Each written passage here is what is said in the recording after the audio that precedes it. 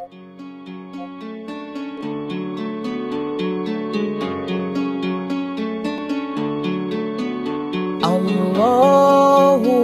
arhamna bil Qur'an.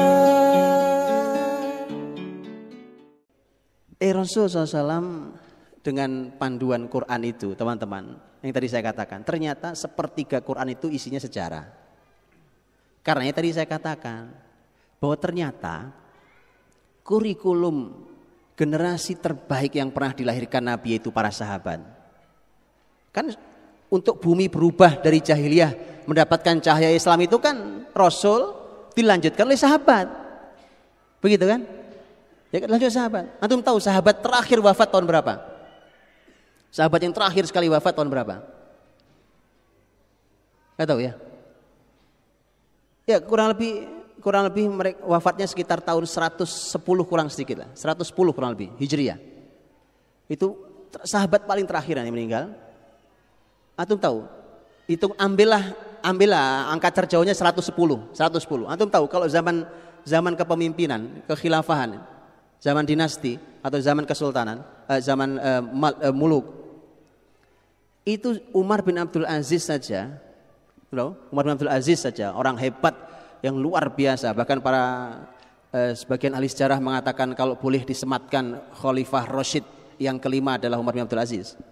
Saking hebatnya beliau. Padahal dari zaman sahabat, walaupun beliau tabiin, tapi dari zaman sahabat cukup lumayan jauh, ya. Karena ini Umar bin Abdul Aziz kita semua tahu bahwa Umar bin Abdul Aziz itu punya nasab dari Umar bin Khattab.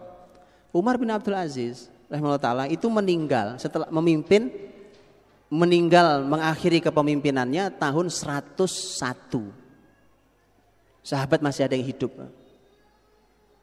Antum tahu wilayahnya Umar bin Abdul Aziz? Iya, sejarah masuk Islamnya negeri Samarkand. Antum tahu Samarkand enggak? Tahu Samarkand enggak, Pak? Enggak tahu. Besok saya minta ada peta besar di sini, Pak. Supaya jelas Salman ini mau kemana dengan peta itu, ya kan? Kasih peta besar supaya jelas arahan kita gitu ya. Memang kalau belajar sejarah besok antum kalau masuk belajar sejarah lagi antum buka peta ya. Karena Ustadz Maman pasti akan sangat banyak bicara tentang negara-negara. Nanti kalau nggak kebayang teman antum. Kalau dibilang, itu besar, nggak kebayang besarnya seberapa itu, Pak ya. Kira-kira kalau sama Bandung gedean mana itu, Pak ya. Jadi nggak kebayang antum. Antum tahu Samarkand, wilayah Samarkand, Masya Allah. Samarkand teman-teman itu wilayah timur jauh. Dulu Soviet loh. Samarkand tuh masuk Islam di masa Umar bin Abdul Aziz dengan cara damai dan sangat ajaib. Itu sudah membentang sampai wilayah barat, Pak. Sampai wilayah barat sana sudah luar biasa. Sahabat masih hidup. Masih ada sahabat yang hidup. Artinya, Pak, Rasul dilanjutkan oleh sahabatnya. Perjuangan untuk mencahayai bumi ini. Sampailah nanti di negeri ini. Kalau di sejarah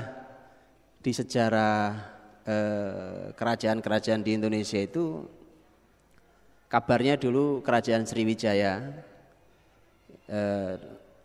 saya nggak tahu Raja Palembang pernah kirim surat ke Umar bin Abdul Aziz yang mengenalkan dirinya, aku adalah raja, anak keturunan raja dan seterusnya, aku punya. Pokoknya disebutkanlah kehebatan sang Raja Sriwijaya ini.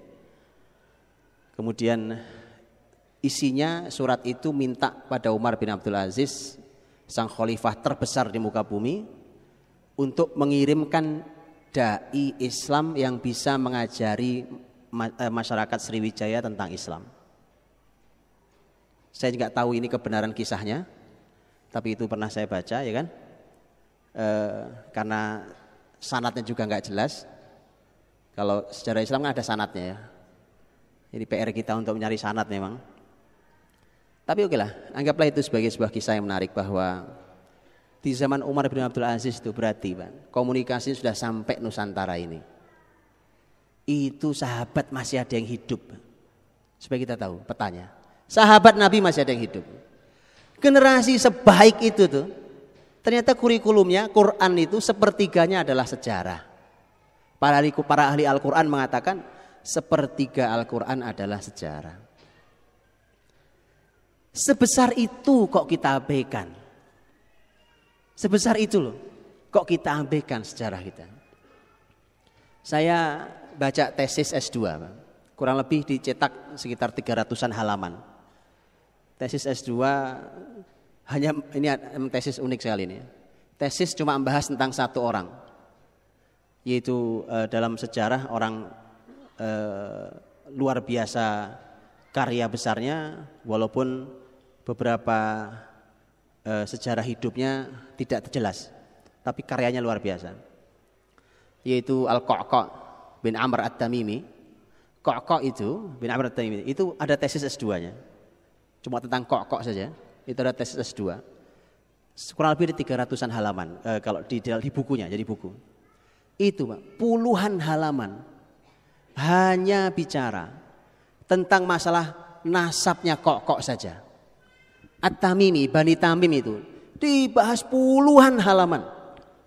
Sampai si penulisnya bilang, kalau saya tidak takut terlalu tebal, akan saya jelaskan dengan lebih detail daripada ini. Nah gitu Pak. Itu jadi orang tuh tahu persis sejarah dirinya. Begitu ya. Tahu persis sejarah dirinya. Ini pecah cabang sana terus, cabang-cabang terus, di mana wilayah kebesaran Bani Tamim, siapa saja tokohnya, ahli ini, ahli itu, semuanya. Nah Rasul SAW itu dipandu dengan Quran, kisah umat terdahulu dalam sejarah itu, makanya penting mengenalkan sejarah dalam Quran yang dinukil dalam Quran itu, karena itu pilihan Allah dalam kitab sucinya untuk dikenalkan pada kita semuanya. Ada yang pernah selesai mengkaji sejarah dalam Quran? Kisah-kisah dalam Quran, ada yang pernah ngaji tafsir selesai kisah-kisah dalam Quran? Itu, antum perlu sadar bahwa inilah dulu kisah-kisah yang pernah membangun sahabat sampai mereka jadi generasi terbaik. Kita lalai, gitu ya. Nah, saya berikan contoh teman-teman. Kenapa bicara tentang sejarah itu Allah Subhanahu wa taala menyebutkan ini mesti orang pinter dan mesti jadi orang pinter. Ketika Allah berfirman tentang surat Yusuf, kisah Nabi Yusuf, di akhir sekali di ayat yang 111 akhir surat Yusuf, Allah berfirman laqad kana fi qasasihim ibrah liulil albab. Bahwa dalam kisah-kisah mereka ada pelajaran, ada ibrah bagi ulil albab. Kalau di surat Al-Hasyr, tentang pengusiran Yahudi Bani Nadir. Kalau ini zaman Rasul Muhammad, kalau tadi Nabi Yusuf, umat terdahulu.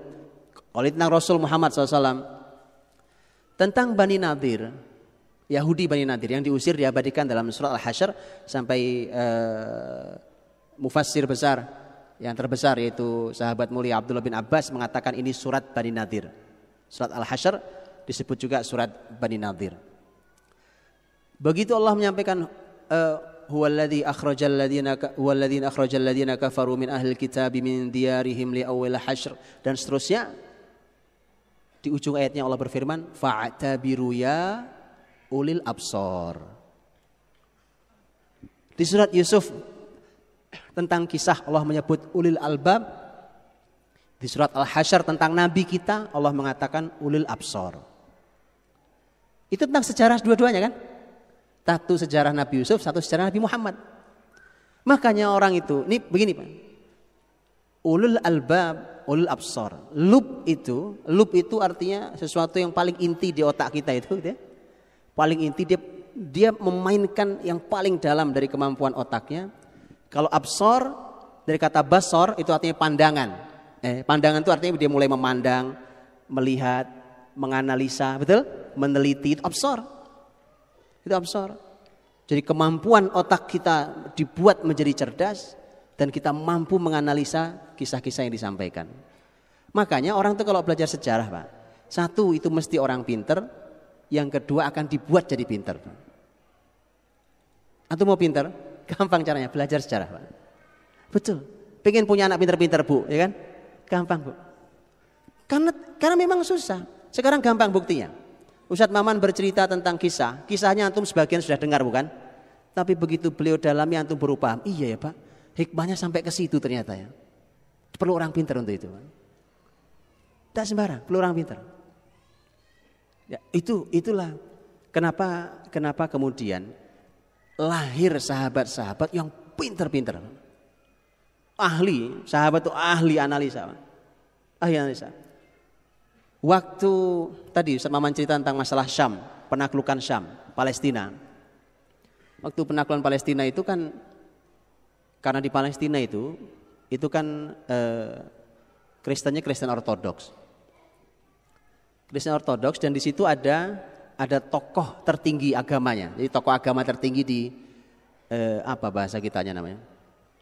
Dulu mereka menyebutnya dikenalnya sebagai Artabun. Artabun itu pokoknya tokoh spiritual tertinggi, semacam apa ya? Ya, pokoknya tokoh tertinggi yang ditugaskan di negeri Syam itu. Orangnya cerdas yang luar biasa. Ini orang Kristen Ortodok, cerdas yang luar biasa. Sampai sangat dikenalnya, saking cerdasnya, dikenalnya. Itu beritanya sampai ke muslimin di Madinah. Saking cerdasnya. Nah, muslimin akan masuk ke wilayah yang dipimpin oleh orang super cerdas. Gak gampang buat muslimin. Tapi lihat. Umar Ibn Khattab, sang khalifah mengatakan, akan saya kirimkan untuk menghadapi Artabun Romawi, saya kirimkan Artabun Arab. Anda bicara ada Artabun Romawi, kami punya Artabun Arab. Kita lihat nanti. Dan betul Pak, subhanallah, orang itu adalah sahabat mulia Amr bin As radhiyallahu anhu. Dikirim Amr bin As Pak. Selesai itu. Kunci diserahkan. Kunci Palestina diserahkan ke Khalifah Amirul Mukminin Umar bin Khattab radhiyallahu anhu. Cerdas. Pak. Jadi orang paling cerdas di zamannya yang disebut paling cerdas sama ya. Kami punya orang yang lebih dari itu. Itu ya, makanya belajarlah sejarah Pak. Mulailah dari Quran. Mulailah dari sejarah Al-Quranul Karim. Karena Al-Quran punya cara bertutur yang luar biasa. Insya Allah nanti sebentar lagi kita edarkan itunya, VCD-nya, DVD ya kan? Ramadan lalu di Depok kami membuat kajian Sabtu dan Ahad. Jadi Sabtu Ahad sepanjang Ramadan, kecuali Sabtu Ahad yang terakhir karena sudah itikaf itu tidak, itu karena pada itikaf. Sabtu Ahad 1, 2 dan 3. Satu ngajinya cuma dari jam 8 sampai jam 12. Itu ada 2 tema, 2 sesi. Gitu ya, 2 sesi. Jadi artinya 3 6 hari. 6 hari kali 2, 12 sesi. Totalnya 15 jam. Judulnya Sirah dalam Al-Quran. Sirah dalam Al-Quran. 15 jam belum detail Pak. Belum detail, tapi sudah lumayan lah. 15 jam, pematerinya ada beberapa orang, ada beberapa ustadz. Materi insya Allah nanti di Bandung bisa dibuatkan oleh Ustadz Maman. Bisa dibuatkan karena subhanallah antum akan melihat bahwa Quran itu memang memuat sejarah, tapi bukan buku sejarah. Dia buku panduan hidup, dia kitab suci yang menjadi huda, jadi petunjuk. Dan karena dia mukjizat, cara bertuturnya juga mukjizat. Cara bertuturnya juga mukjizat. Itu yang kita ungkap di pertemuan Ramadan lalu. Tentu tidak detail sekali karena baru 15 jam. Ngaji baru 15 jam kan belum terlalu detail ya kan. Nah, itu subhanallah. Makanya kalau ngaji cuma secuplik enggak bakal detail. 15 jam itu belum detail. Saya berikan contoh betapa cara Quran mengungkap sesuatu yang luar biasa. Kita sebenarnya sering melewati tapi kita tidak ngeh gitu ya, kurang sadar. Umpamanya saya berikan contoh.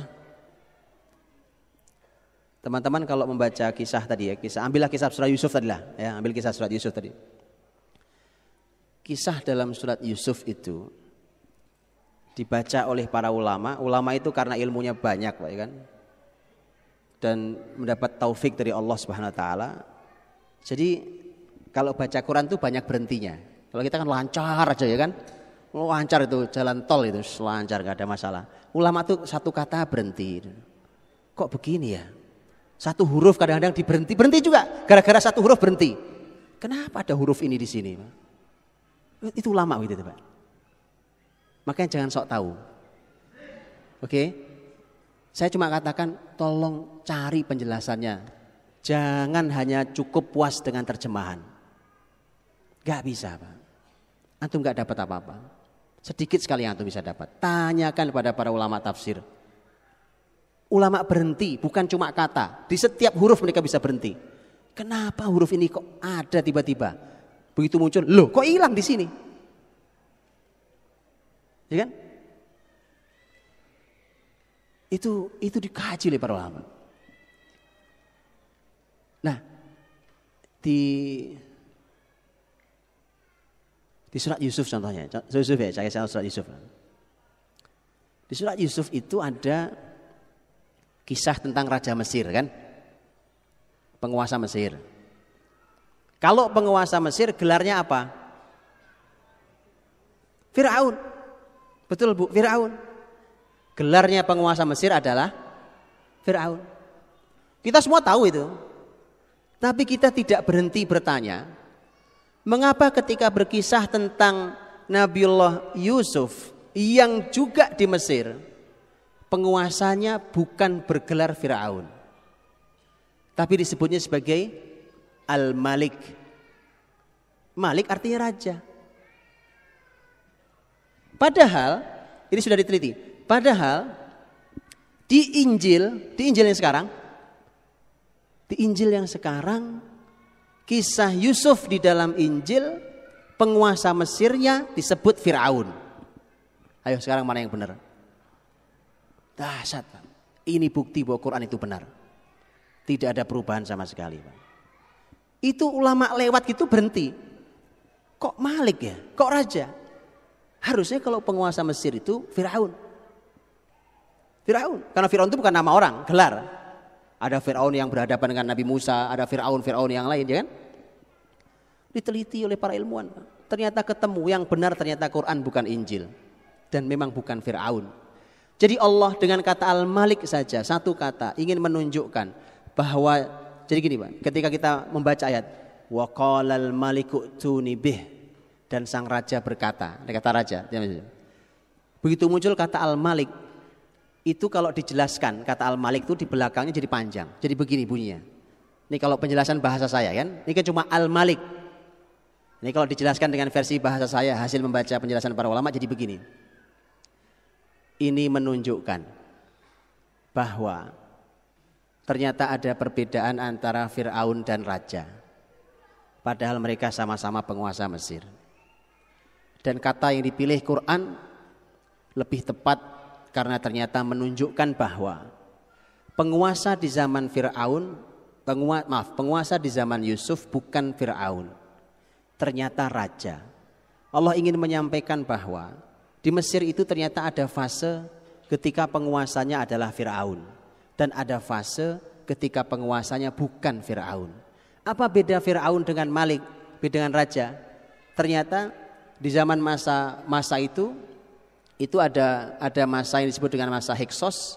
Itu masa ketika ternyata mereka adalah para raja yang berasal dari luar Mesir, bukan asli orang Kipti, orang Egypt, bukan asli orang Mesir, tapi mereka menguasai Mesir.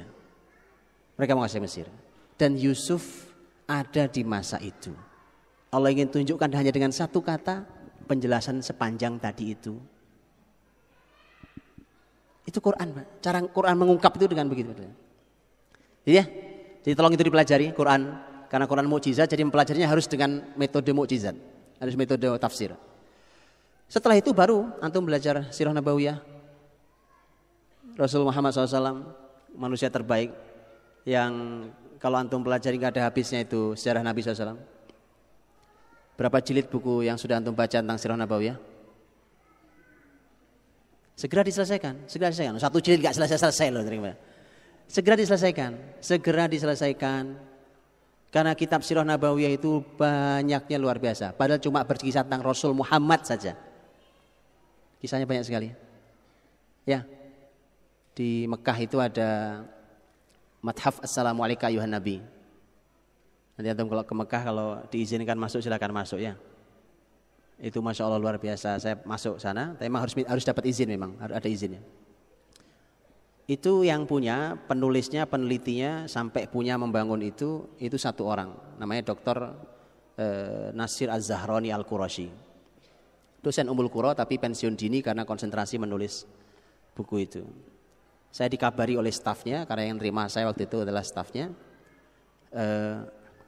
Saya tanya ke stafnya, beliau ini menulis tentang Rasul Muhammad sudah berapa jilid? Dia bilang sekarang ini sudah selesai di jilid ke 120. Terus saya bilang, loh memang mau berapa jilid? Karena belum selesai katanya. Kata stafnya, saya sudah tanya ke beliau menduga akan selesai di jilid ke 500.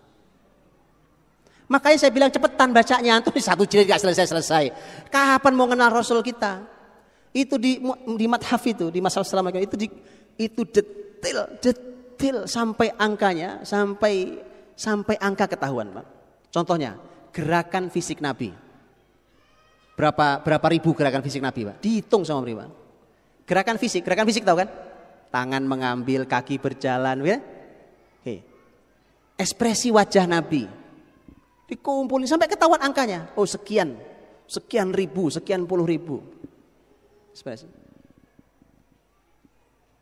Itu, Pak. Ya. Belum nanti setelah itu kita harus pelajari sistem lengkap, melengkapi semua itu, sistem lengkap. Rasul sudah lengkap. Al-yauma akmaltu lakum dinakum, lengkap. Tetapi ada perkembangan yang memang harus diselesaikan sampai lengkap, karena ada beberapa zaman yang di zaman Nabi tidak ada, sampai masa Khulafaur Rasyidin punya PR tentang Khulafaur Rasyidin. Begitu Khulafaur Rasyidin, kita masih punya PR membahas tentang sampai masa terakhir Islam punya kekuasaan zaman Turki Utsmani 1924 berakhir. Sampai sekarang kita seperti ayam kehilangan induknya, nggak punya induk. Setelah itu kita punya PR tentang bangsa ini. Kita punya PR bangsa ini. Mempelajari Indonesia dari sudut pandang sejarah Islam. Jadi ini namanya mencari akar Indonesia. Setelah itu antum mau mempelajari suku, antum apa segala macam silakan dipelajari ya. Saya kira itu, teman-teman rahmati Allah. Ini semuanya wacana. Wacana ini tidak akan ada maknanya banyak kalau tidak ada lanjutannya, ya, dan tidak ada maknanya kalau tidak ada action yang jelas. Makanya mudah-mudahan bertahap tapi pasti. Mudah-mudahan Allah memberikan pada kita petunjuknya, ilmunya, taufik dan hidayahnya. Mudah-mudahan supaya kita bisa melanjutkan untuk bisa lebih baik dan ada langkah yang jelas berikutnya. Wallahu a'lam bishawab. Assalamualaikum warahmatullahi wabarakatuh.